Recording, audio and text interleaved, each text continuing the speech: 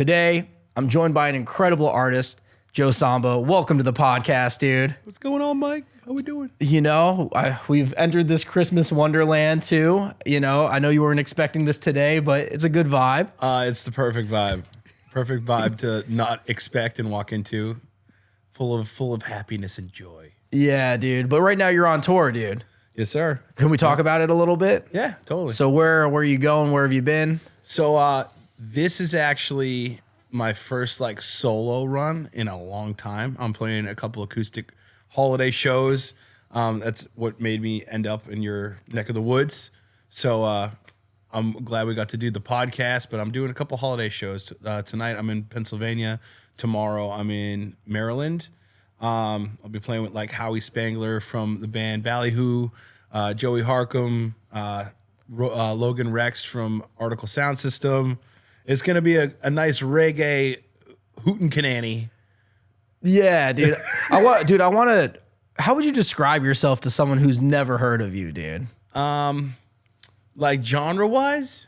Genre-wise and as a person too. I mean, I'm just kind of like a happy-go-lucky cat, you know. I'm a dad, and I play like reggae rock music. Thank you for tuning in to the Mike Squires and Friends podcast. You can support by subscribing on YouTube or downloading on your preferred podcast platform. And definitely go do that because it helps us grow and I can have more incredible guests on the podcast. The Mike Squires and Friends podcast is proudly sponsored by DistroKid. Looking to broaden your musical horizons as an artist? Discover DistroKid. With its smooth and rewarding music distribution platform, DistroKid offers unlimited uploads while ensuring artists retain 100% of their royalties and earnings. Join the community of over 1 million artists who trust DistroKid to distribute their music across major platforms like Spotify, Apple Music, YouTube, TikTok, Tidal, and so many others. Having personally used DistroKid since 2018, I can attest to their superiority amongst distribution services. Collaborating with fellow artists has become effortless, especially with the ability to easily send splits of songs, streamlining the creative process. With the DistroKid app, accessing these benefits is now more convenient than ever. Safely sign up or log in with two-factor authentication, upload releases on the fly, monitor earnings, and withdraw funds from your DistroKid bank. Stay updated on royalties through push notifications. Effortlessly share hyperfollow links, manage account details seamlessly, and track streaming stats from Spotify and Apple. Additionally, explore Mixia for professional-grade mastering, DistroVid for music video distribution, and Instant Share for secure file sharing with collaborators, producers, and more. The DistroKid app is available on both iOS and Android. Download it today from the App Store or Google Play Store to revolutionize your music career. Visit distrokid.com/VIP/Mike Squires to get 30% off your first year membership. Now sit back, relax, and enjoy this episode of Mike Squires and Friends.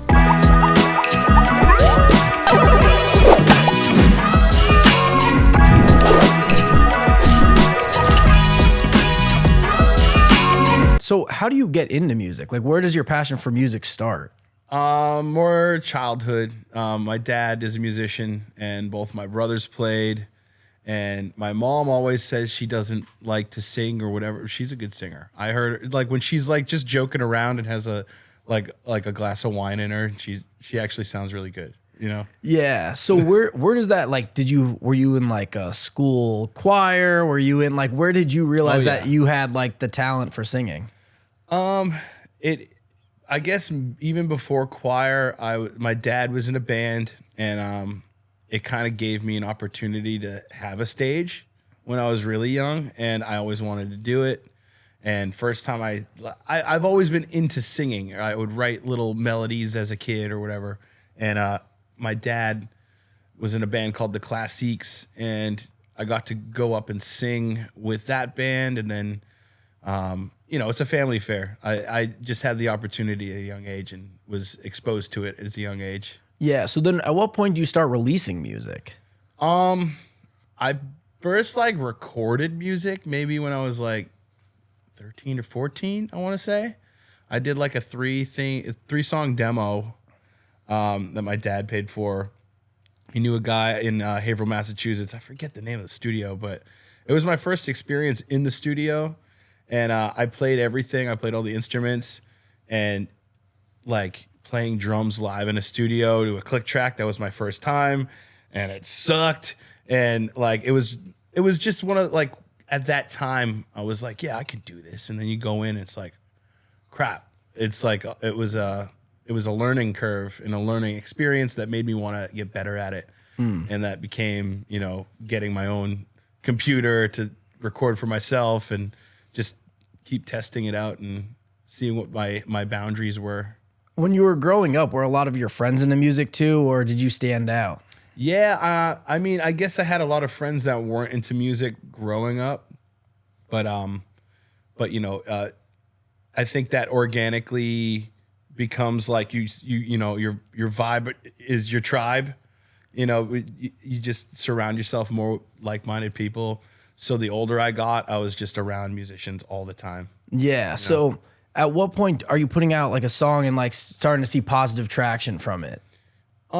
Yeah. So like I was in a metal band for a long time, called Spies Like Us. And we met in high school. I was a freshman. They were all seniors. And we kind of got a band together just for shits. I think we were just doing the high school battle of the bands. And then after the battle of the bands, we were like, we should just keep playing and like maybe we can do a tour or something. And when I was 16, we actually did our first like East Coast tour, and we didn't know shit about anything. We just kind of jumped in a van and went, and all the shit, like it was just a mess. It was like every mistake you could make about doing a tour. It was more for like the fun of it than like the professional tour. It was like, yeah, we'll sleep in the van in Walmart parking lots, and 2 people will be at the VFW in Florida that we play, you know? Yeah. What's something that you learned from that tour, dude? It's a tough question. Like what I learned is like, I guess long form, how not to do things for sure. But I guess what I learned in a positive way was like camaraderie with your buddies and experiencing new things, and you're not subjected to just like your area. You know, you can go somewhere else and play. And which was cool. I think there's a lot of value in just getting up and going, because I think sometimes a lot of people, they struggle with to start. You know what I mean? Starting is a scary thing, but sometimes you just go, and like even if you fail, like just start, you're going to learn from it, and then you do it again and you keep learning from it. It's really comfort zone. Like if you can battle that comfort zone and try to do something new, even if it's scary, it's like, you know, you'll learn that it's not, and you'll learn that you actually love something, or you'll learn that you absolutely hate it and never want to do it again, you know? Yeah. So at what point are we like transitioning from, you know, the metal band to the Joe Samba that we know today? So that band, like I said, everyone was older than me. So they all went to college, and I was just this like metal stoner kid who I dropped out of high school because I thought I was going to be in this big metal band. And they all went to college and graduated and got degrees, and then they all kind of fell into the field that they went to school for. And we're all still buddies to this day. But at the time, I think it was 2013 when the band ended, and I felt like I was just like stuck because, you know, at that point I was like maybe 20, 21, and I felt like I was 16 again. You know, I'm living at my parents' house. My band broke up. Like, what now? And I guess reggae, rock, Sublime, Slightly Stupid, bands like that I was starting to get really into.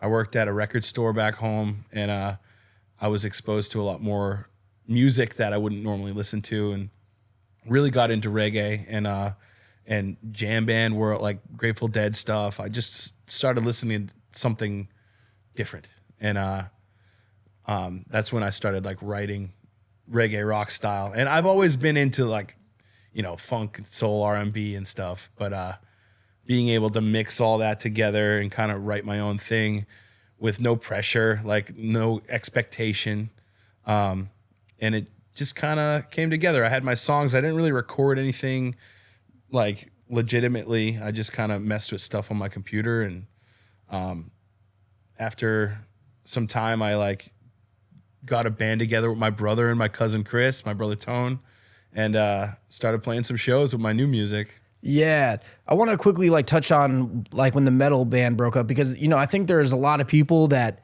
you know, go through, you know, whether it's a band breaking up or just, you know, something ending, right? And sometimes when something ends, it kind of can feel detrimental. You know, what do you think motivated you to get back up and like take another swing at bat? Because sometimes people would it would end and that would just be it. And then their life would conform into something else. Totally. And I would love to say that I like purposely was like, I'm going to get back up and do it. And it's just like, I always played.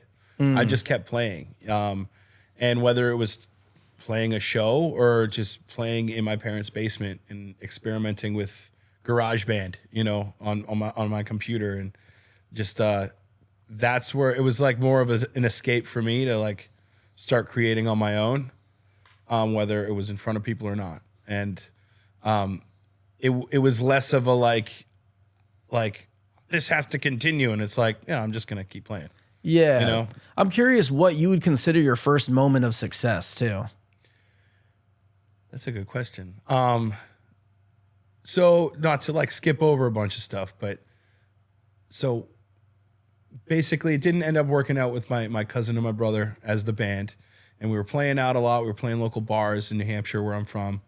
And I met my buddies at Revelry Studios in Manchester. Upstairs was Project 2, my friend Ben Prue worked with. That's how I got acquainted with all those people that we have mutual acquaintances or respect for.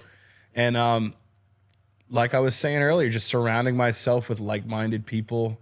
We would have, I call them brain tornadoes, where everyone like has a vision and we all throw it into this tornado and it just gets crazy. And like everyone was down to be creative. And they opened the studio. I recorded my album just for fun, no expectation, like I said before. And when I put it out, it ended up being #1 on the Reggae Billboard charts like the next week, which was mind blowing.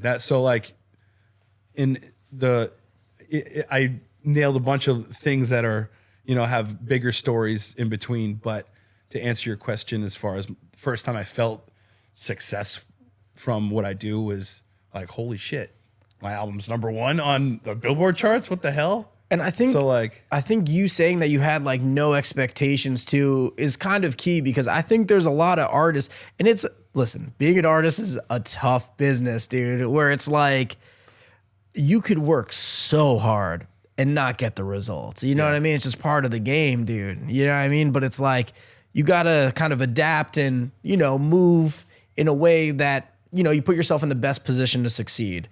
So it's like, you know, when you hit #1, dude, it's like, I mean, how are you just like geeked out of your mind? I remember feeling a lot of things, because at that time of my life, I was just going through a lot of like my own bullshit. I was in a depressive part of my life, and I was really lucky to have the creative outlet and the friends I had around to like keep me up, and which in turn became my record, which in turn ended up going #1. So it gave me this motivation that I needed for myself. But as great of an accomplishment it was, I still didn't really feel happy, you know? And getting that much recognition really quick, more locally in New Hampshire and playing shows, I wasn't used to that type of like attention, I guess. So that was a learning curve for me too. And learning just to like accept myself for who I am, and like, you know, accept that I do deserve good things. Like good things do happen as well. A lot of stupid shit happens, but accepting the good and the bad as it comes. Yeah. I mean, you just talked about like some low moments too. Like what are some of the struggles that you've had to face in your career? In my career, or even in life too, that you'd want to talk about? Yeah. Like stuff sucks sometimes, you know, like whether it be a breakup, whether it be like a personal relationship with family, or just, you know, you don't get the job you want. Like it's relatable to anybody to not have good feelings all the time. And that's what I try to express in my songs mostly. When I did my second record, Far From Forever, it expanded on that. I didn't know how to emotionally accept a lot of the things I was going through. And through music and being able to relate it to people who listen to it, that was the like, I guess the fire under my ass to keep writing and to find something that's a common ground for all humans, really. Like, I was writing it for me. I've always said I write my songs for me, but in turn it's like for everyone else because people can relate to it. And I try to write from what I'm thinking about. And sometimes it's hard for me to articulate in person how I'm feeling. But when I have my outlet, in my creative space, it's like the best way I can portray myself and give it to people that way. Yeah, you'd be surprised how many people relate. And I'm sure you can talk about this too. Like when you put yourself out there and tell your story, because, you know, it kind of, when you're telling your story and some of the trials and tribulations you've gone through, you know, people connect with that and resonate. And maybe even if it's not the exact same thing, like sometimes they can resonate with the feeling that you're pushing through the music. Totally. Yeah. And, you know, and so much has happened from that first record in 2019 to now where I'm on my third. I just dropped my new album and my life is complete opposite version of the kid in 2019, you know, where, you know, I have a family now. I have 2 kids now. I have my wife at home. I'm touring full time. Like everything that I was trying to do then has become what it is now. And it's everything I could have wished for. But even now I'm sitting here like, what else can I, like, there's more. There's like more I want to accomplish. Yeah. But if I had the brain that I have now when I was 22, I'd be like, damn, I'm killing it. You know? Yeah. And maybe we could talk to this a little bit too, because sometimes I know for artists, like the ladder feels endless. You know what I mean? You always want to get to the next rung. You always want to keep leveling things up. You know, is there a point like where you would just be like, I'm happy to be here. I got where I'm at. Or like, are you somebody who's like driven, who's like, nah, I'm taking this thing to the moon? I've had this taken into the moon feeling, pretty much the entire time, but like without putting that pressure on myself of like, it's gotta be this huge success. But having kids has like, let me kind of take a step back and, everything is a lot more purposeful now. Whereas before it was like, let's go and throw everything at them, see what we can get, see what we can accomplish. Now it's like, I can take a seat back and really think about what it is what's important, you know, what is the next move for me. And I feel like no matter what move it is, like music's going to be what I'm doing, whether it be in the studio producing, whether it be touring full time, and whatever opportunities present themselves. We were kind of talking a little about that before the podcast, where like, if there's opportunity, it's about taking advantage of it at the right time. And when's the right time for you? And sometimes that like weird gut feeling of like, I don't know if I should do this. Like sometimes you just got to ignore it and take the step and do it. And you realize, oh shit, now everything's exactly where I wanted it to be. Yeah, you have to go against it because sometimes it is going to be tough, right? Like, you know what I mean? The things that you want in life are not going to be easy to get to. You got to put in that work. Even like now I talked to you, I'm telling you, I'm building a studio. How long ago did we plan this podcast, dude? Months ago, right? Yeah. Like, and in my head, I'm like, oh, the studio is going to be set up. Joe and I are going to be sitting in the studio having a great time.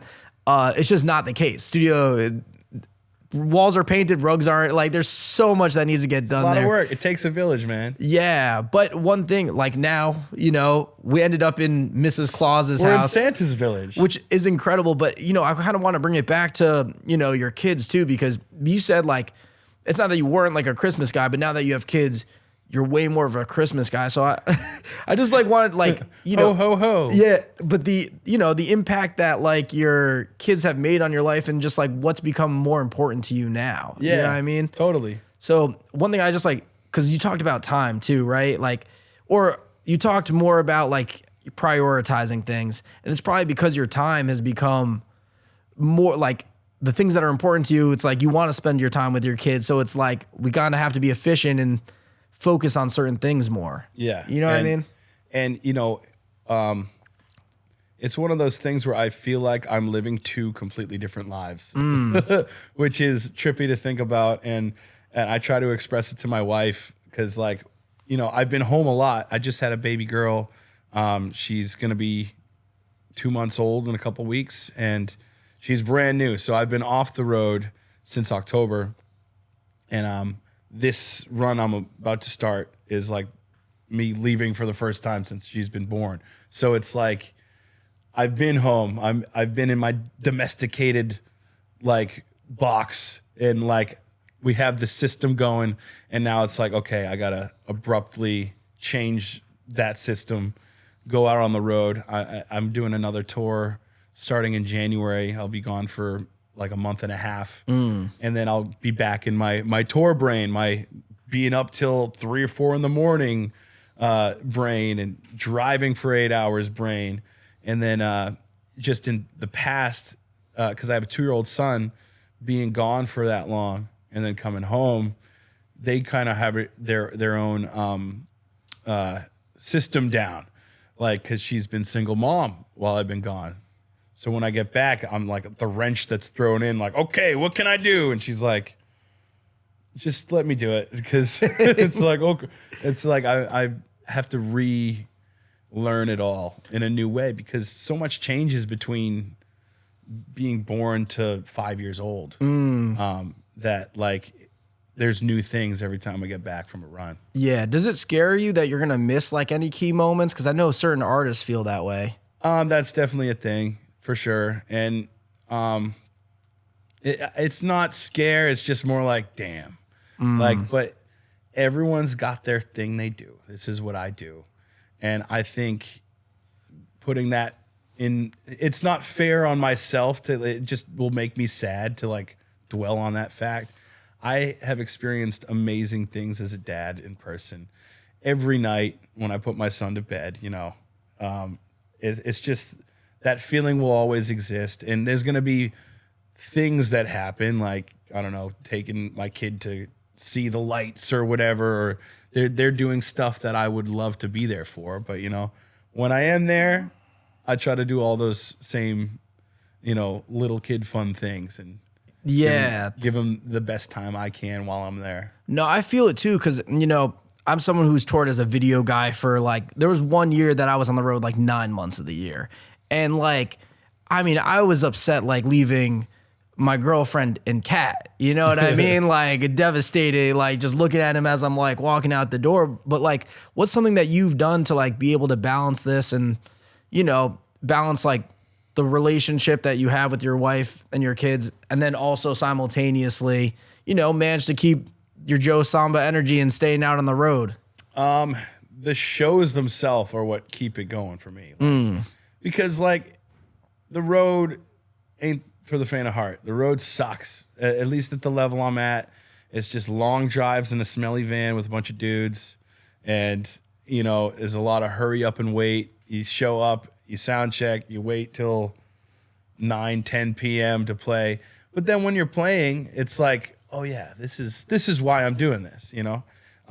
Like when, you know, the axle and the trailer on my last headlining tour, the axle went and we're stuck in Oklahoma, you know, like, what the fuck am I doing in Oklahoma right now? I should be at home with my son right now. What am I doing? And then you go and play the show. You figure it out. You get your shit fixed. You go to the show. You play the show. Oh, yeah, this is why, you know?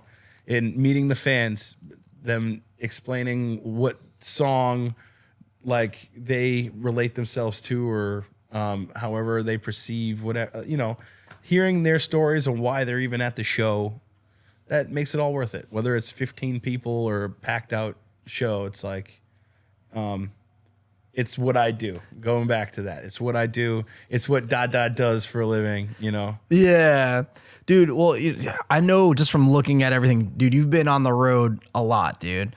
Tell me a crazy touring story, dude. I know you got one. What kind of story you looking for?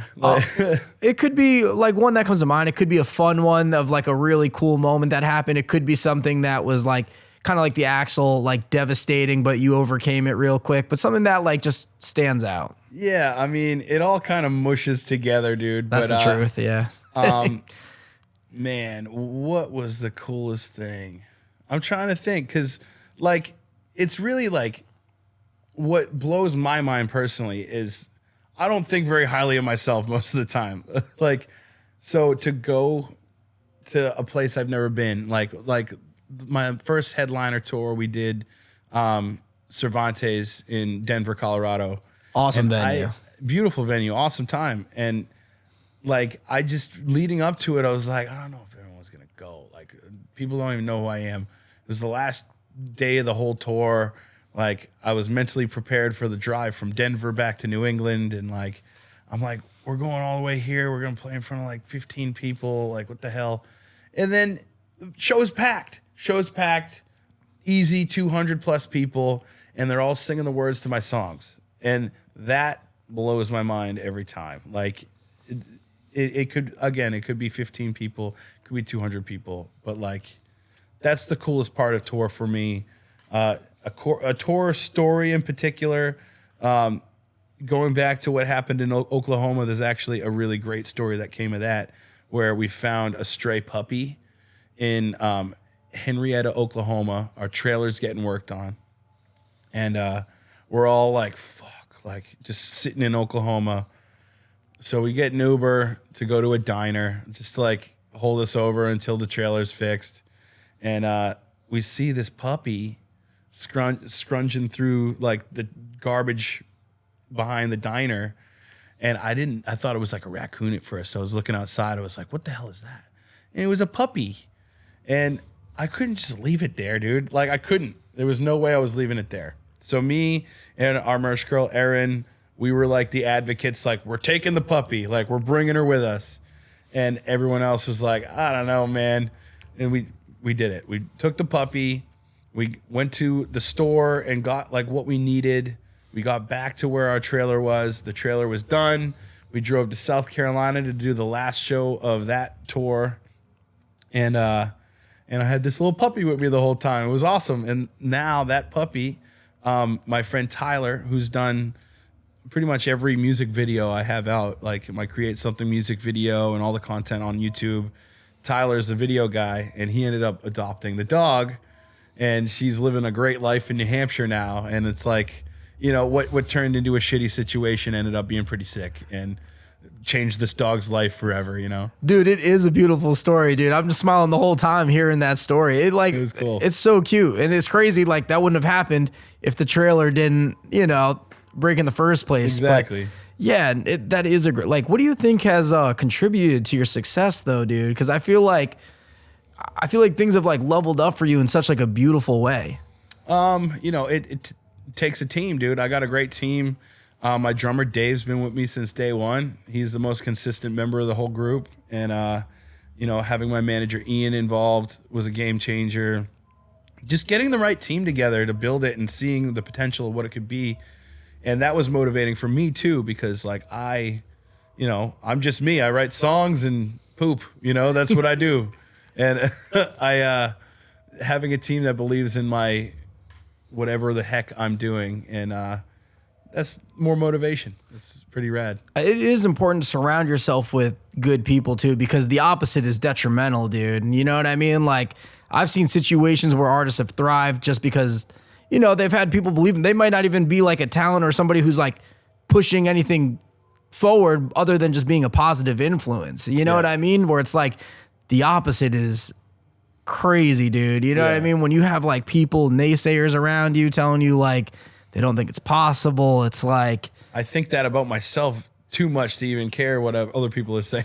Yeah, and you've kind of alluded to that a couple of times during this podcast. Like, you know, are you someone who's just not that confident, or like, I'm trying to figure this out? Because to me, I am confident. Yeah, but like, you know, I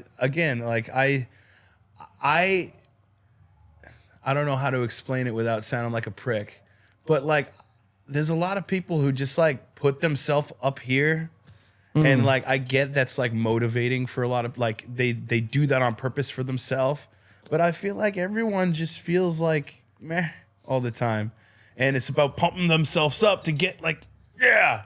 Where it's like, meh, you know, what happens. Like, I'm just a dude, you know, I like to sing out of my face. Yeah. And I'm just really blessed and lucky that people resonate with what I'm doing.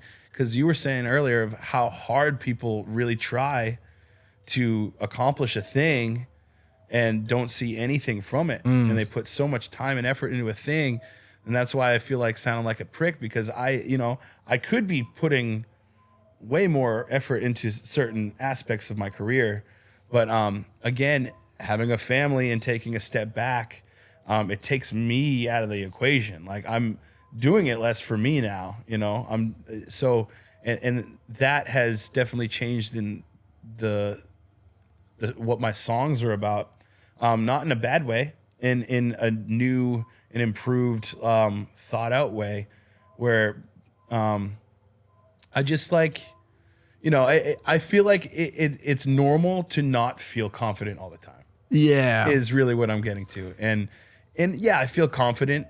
I know what talent I have. I know what I'm capable of putting out to the world.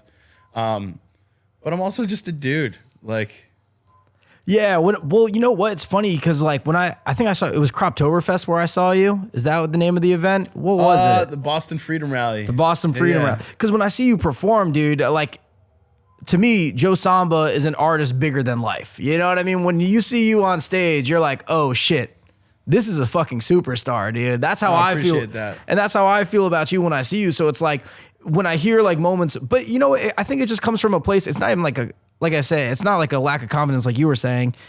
It's just like you're just a humble dude. You know what I mean? And like you seem very level-headed too, which I think is a beautiful thing. And I think more people will resonate with you because you're not going to be like, I'm fucking God. You know what I mean? Like, totally. So no, it's a very admirable quality about you is where I'm alluding to. I appreciate it. And I feel like the music industry as a whole, like people who want to be involved or people who want to be an artist or be in a position that is this like big name, and I feel like inadvertently there has to have some sort of ego behind it. Like you have to.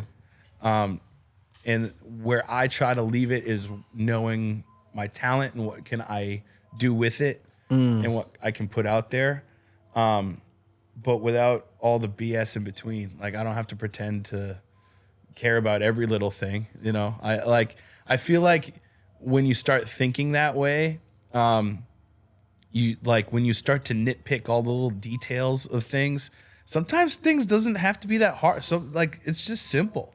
It does. You can simplify things, like not just musically, but like the little details of like every little thing. It's like, all right, what comes out is what comes out. You can edit it and process it and throw it in AI or whatever. Like what comes out is what comes out. And I think when you nitpick, sometimes it ends up hurting you more than helping you because you spent so much more time on something.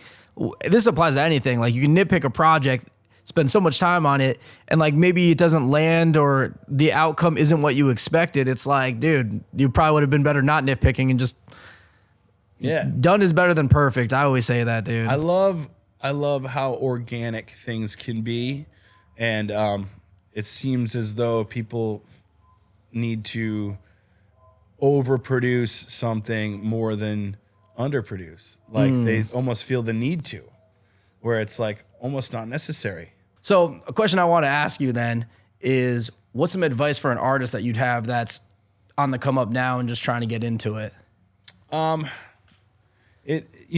Everyone would have a different answer. I've been asked this before, but like, just be authentic to what you're doing.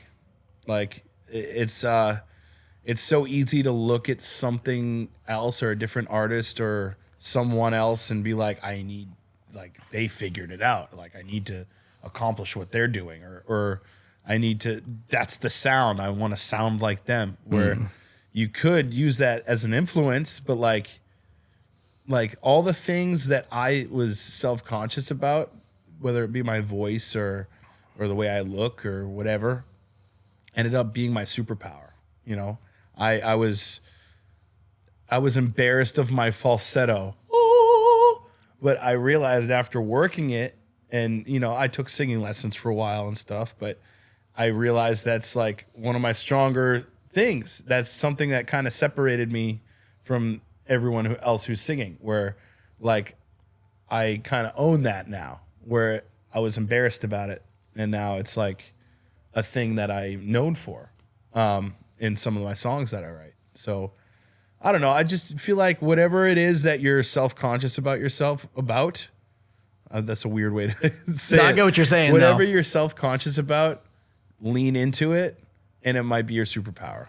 No, I think that's great advice. And no one's actually said that on the podcast too. Like I hear a lot of like, be yourself, but like, leaning into your insecurities sometimes really can help you. Like, just embrace who the fuck you are, dude. Yeah. And that's just what it is. Whatever's different about you is different about everyone. So like, if it's a difference that catches an eye, you might be embarrassed about it. Like, it might actually be the strong suit that you need to separate yourself to achieve what you want to do. Yeah. I want to talk about some of your songs too, dude.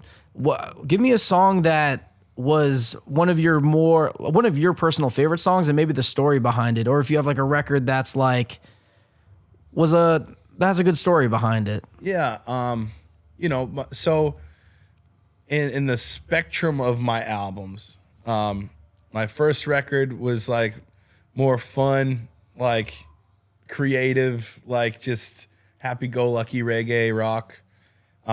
Second record was way more emotional and definitely more experimental with like genre, not on purpose, just naturally. And my newest record it's called Lifeline, and that is pretty much life after having kids. Like there's 3 different versions of me in all those albums, and for my first record, the first single I put out was How We Do.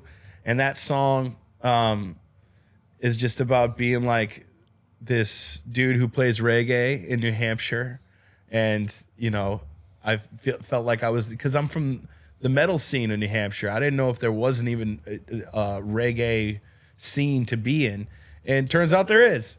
And like I got to meet whoever I met through that song, and started playing reggae shows like out of nowhere.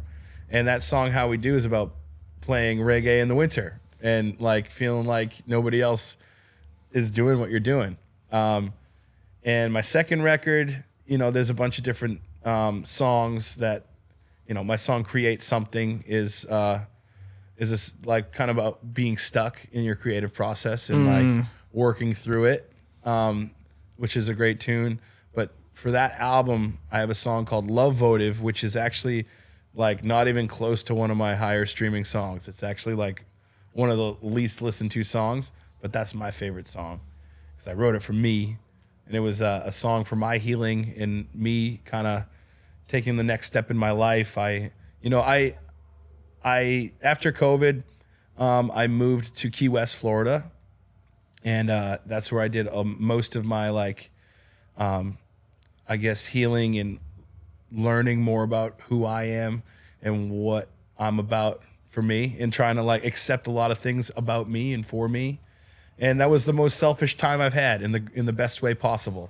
And that's kind of where the album Far From Forever stems from, is just self-discovery and understanding my thoughts and how my brain works.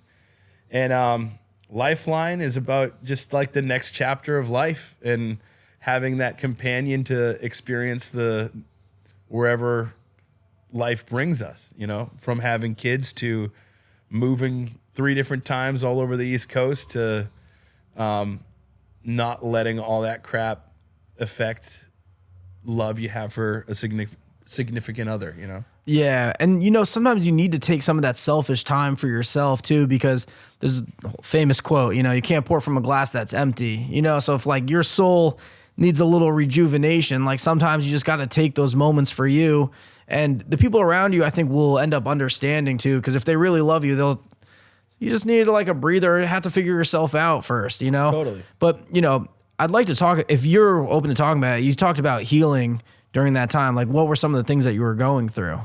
I don't want to go crazy into detail, but it was just like, just demotivating, like traumatic things. Like trauma is real, is all I gotta say, and it whether it happened like when you were young or recent, it sticks with you. Whatever that thought is, it just sticks with your brain. And I had a traumatic experience, and I was just like I didn't know how to express it. I didn't know.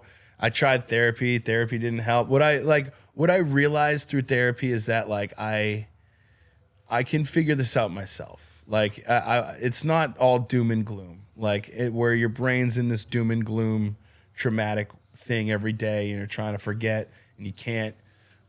For me, it was like I had a lot of left open wounds that I never got fixed that like I needed to fix. And it was about being honest with myself. What like people can take that however they want. Again, I don't want to go into too crazy detail, but like, you know, for me, it took like a pandemic to realize like, oh, life is great. Yeah. Which is weird because for everyone else, like life was over. And for me, it was like, I'm moving to Florida. I'm going to start a whole new life for myself. And I'm going to love me for me and be boldly me and try something new. And it worked out. And it goes to show like the universe presents you with any path you want. It's up to you to take the path. But, you know, I have this thing with, I don't know if I'm rambling, but I have this thing with, you can edit this if I stop. You're so good, dude.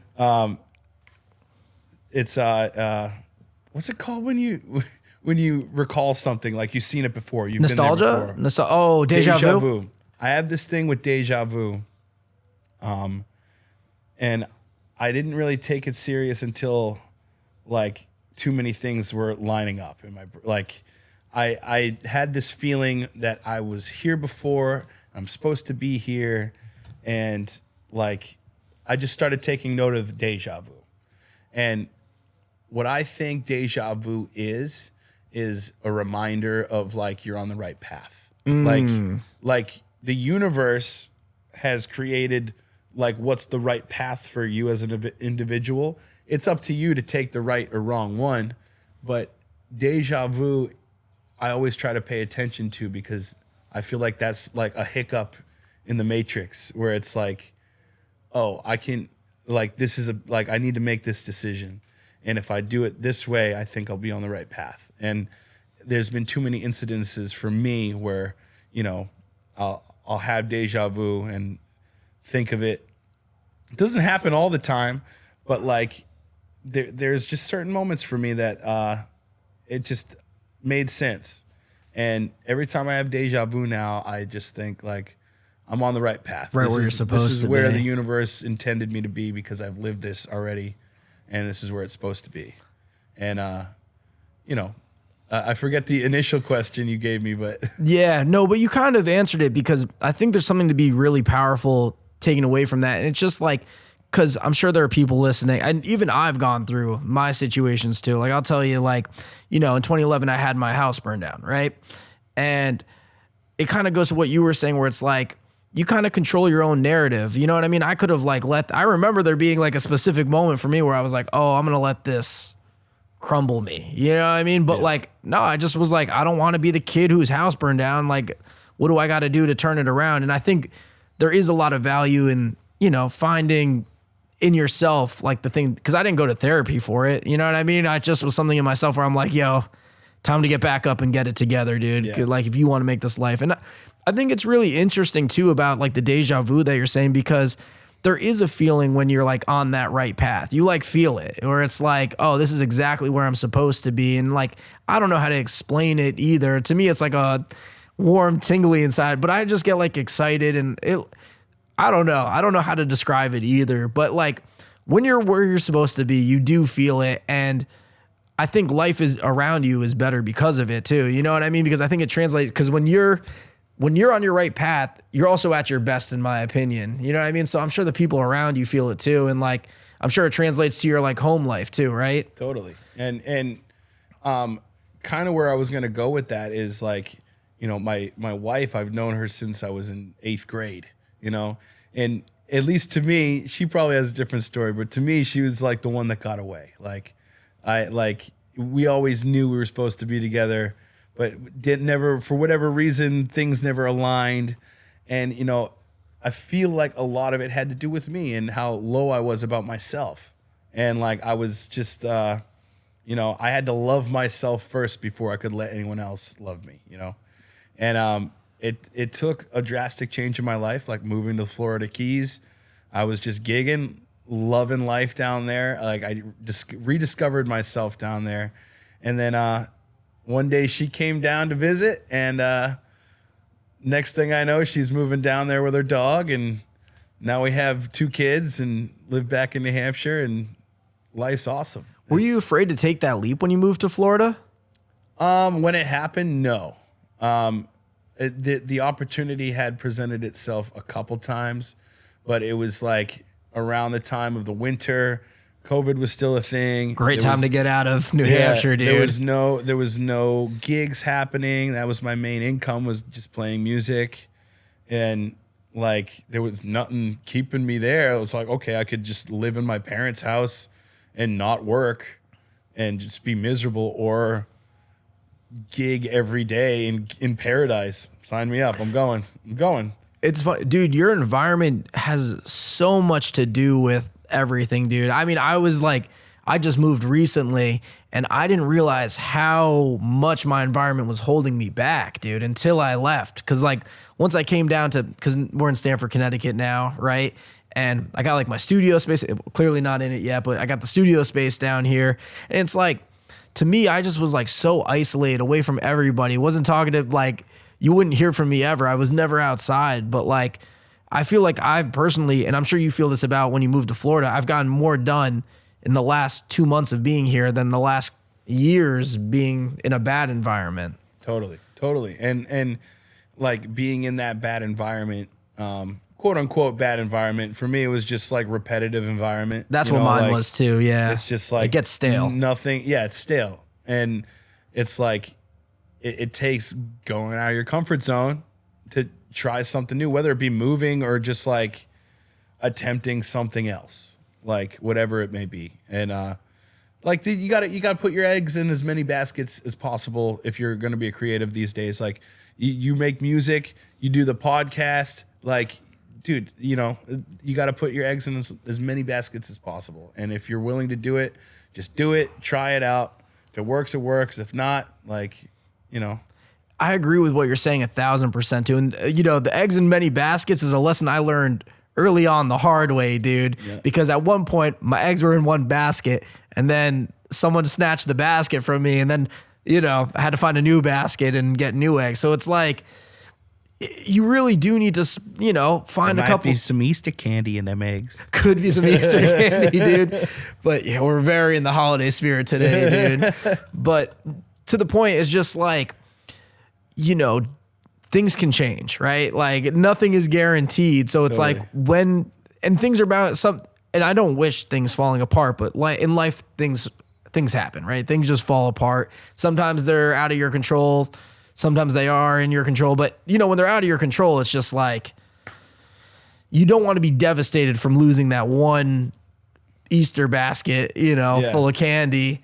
Because you still got the other ones. You got the other ones, dude. Yeah. And that's like, you just got to have other things. And that's the thing too. I think there's a misconception too about how to survive as an artist too. You know what I mean? Because it's like, you know, I'm sure, and maybe you could talk to this, like touring is probably the best for you, right? But like, you know, there's some artists that thrive off streaming. There's some artists that strive off merch. There's some artists like, you really just got to find what works for you and then just double down on it. Definitely. You know, what are some of the biggest things that have worked for you in your career? What's worked for me is gigging mostly. Like what you were just saying kind of nailed it, where, you know, I'm getting decent amount of streams. My Wrapped was just under 3 million streams, which, you know, it's an avenue. It's a subsidiary income for the big thing that I do. Exactly. And I feel like music in general, because it's so accessible and it's such like a, here's another song. Oh, I'll listen to 30 seconds of that song. What's the next song?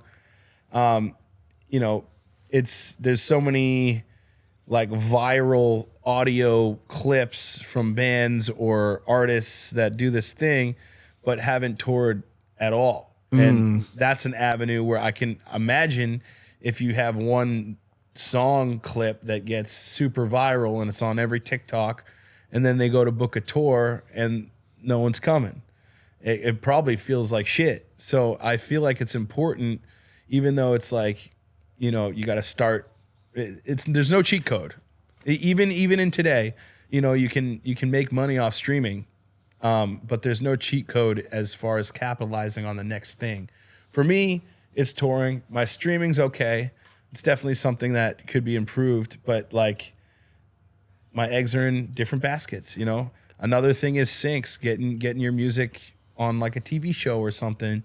That's an avenue that we're doing now too. It's like, so it's very important to have different minds involved. For me, I have my label and my management and my booking agent, and we just kind of view everything from above and see what's working. And right now, touring is the best way. I'll be able to keep my business going and keeping my family going, you know? Touring is the most important in my opinion too, because listen, these algorithms can change. Spotify could change completely what it is and go away. To me, touring is like really one of the ones that are forever. I think the hardest thing an artist can do is get people in a room to sell tickets, dude. Totally. And that's something that you have to build up separately. It's like its own separate entity, like, and you only really get to that point just by repetition, dude. Repetition, and getting out there. And like, are you going to go out there and some show is going to suck? Especially when you're starting? Of course, it's part of the game, dude. You know what I mean? Especially when you're tapping into markets you've just never been to. Totally. But that shouldn't discourage you from going to these markets. You just got to put the reps in, and then all of a sudden you're just able to sustain off of that. And I mean, just to put it in perspective for people listening that like might be wanting to get into music, it's like someone buys one t-shirt, they would have had to stream a song, 5,000 times? Yeah. It's just like, you know what I mean? It's like, your goal should be selling the t-shirt, not to be like getting the streams. Cause it's like most people, I don't know what the average person listens to every year, but to get someone to listen to one of your songs 5,000 times sounds crazy if you think about it. Totally. You know, if you're just starting out too, that's like a tough thing to try to accomplish. But like for me, you know, a big thing, the advantage I had was I was gigging. Like I played bars forever for years and years. Whether, you know, I started in New Hampshire. That's all I did when I was in Key West. I had my set gig, whether there was 0 people sitting at tables or the tables were packed, I'm playing music. And, you know, 3-hour gigs, you know, there was days down there where I would do 3 gigs, where I'd do a breakfast gig, ride my bike down the road with my gear, play the lunchtime gig, have a break, and then do a late night, like 10 to 1 a.m. gig. And, you know, I made great money just doing that. If I fuck everything up, dude, I'm going back to the Keys, because I can easily just gig and no pressure, just play music and hang and be in paradise. So, you know, it's perspective too. It's like a lot of people who don't know the road and may have like a big head because one of their songs got really popular on whatever viral thing. And then they go play a show and the 500 cap venue, only 23 people come. It's discouraging. But like, for me, it's like, all right, I've played fucking empty tables forever and ever. So it's whatever. It's the hardest part is driving there for me, you know? Yeah. And the thing, like with the gigging down in Florida too, it kind of acts as like an insurance policy, if you will. You know what I mean? Like, dude, because to me, it's a real thing, because, you know, there are times that things in my career didn't line up exactly how and I saw them in my head, right? And, you know, there were days where I would be down and I'd talk to my mom and she would be like, listen, if things aren't working out how you want, just remember you can always go back to where you started. It's a blessing to have that. You know what I mean? And like, you'll get it done and back up. And ever since she said that, I've like felt this, you know, like, oh, we're like, it almost gives me the good forever mentality. You know what I mean? Where it's like, I know that at the end of the day, I know who I am. I know that if things go belly up, that I'll be able to figure this thing out, you know? So to me, that like when I hear like that, it's like, it's nice to have that comfort too, because, you know, as an artist, it's a scary thing, you know, like, and I've been doing this shit for way too long. And, you know, I've been touring with a band primarily for the last 4 years. And this run that I'm meeting you on right now, where it's my first time playing solo gigs in like 4 years. And I'm stoked because it's like, I'll sleep in my fucking van. I don't care. I'll sell my own t-shirts. I don't care. I'm going to play my gig. I'm going to meet my fans, and it's going to be great. Like, I didn't have that mentality all the time, but like, I'm stoked to go back to my roots, which is just playing solo acoustic and being more personable, like at a bar. And instead of like this big glamorized show at this big venue, I'm stoked to kind of like take that extra step back to what you were saying, back to what started it. And, you know, for the longest time playing solo, I was like, I can't wait to be out with the band and tour with the band. And I've been doing that for 4 years. And now it's like, I'm excited to just be by myself in a van for the first time in a while. So it's a nice change of pace too. And it's like refreshing too. Cause it's like, you know, and I feel this way, like I'm personally someone who can't really do the same thing over and over and over again. Otherwise it gets boring too. And you just want to create a life that's exciting for yourself too. So trying new things and like even getting back, like bringing things that you've done before after a period of time, it's probably feels super refreshing. Totally. You know what? Let's take this to the end zone, dude. What's Joe Samba's message to the world, dude? No pressure, dude. Honestly, take care of your kids and have fun with life, baby. That's it. No, that's good too. Like sometimes you just gotta appreciate the little things too. Like if you're a dad, be a good dad.